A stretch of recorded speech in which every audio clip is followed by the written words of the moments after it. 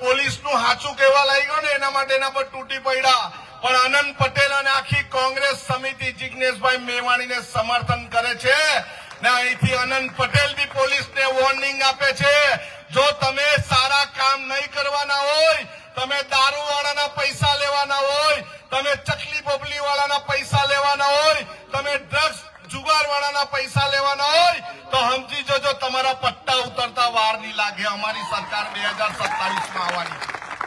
જિજ્ઞેશભાઈ એકલા નથી, જિજ્ઞેશભાઈની સાથે સમગ્ર આદિવાસી સમાજ છે અને જિજ્ઞેશભાઈને તમે હલાવી શકવાના નથી. એકવાર આસામની પોલીસ ઉચકી ગઈ, પાછી આવીને મૂકી ગઈ, એટલી તાકાત અમારા જિજ્ઞેશભાઈમાં છે.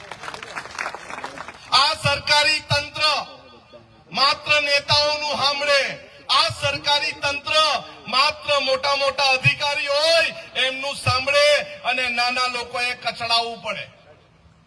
તમારામાં જરાક બી ઈમાનદારીનો છાંટો હોય તો સંવિધાનમાં ચાલતા શીખો. આજે સંવિધાન દિવસ છે ત્યારે આપણે સંવિધાનમાં માનતા શીખો.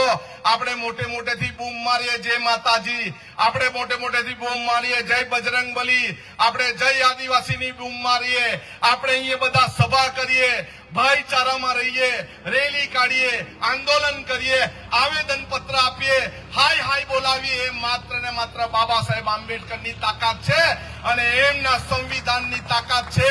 કોઈ બાપ એને બદલી બી નહીં શકે, કોઈ બાપ એને હલાવી બી નહીં શકે અને કોઈ બદલવાની ને હલાવવાની તાકાત હોય ને એને બદલવાની તાકાત આપણા બધામાં છે અને આ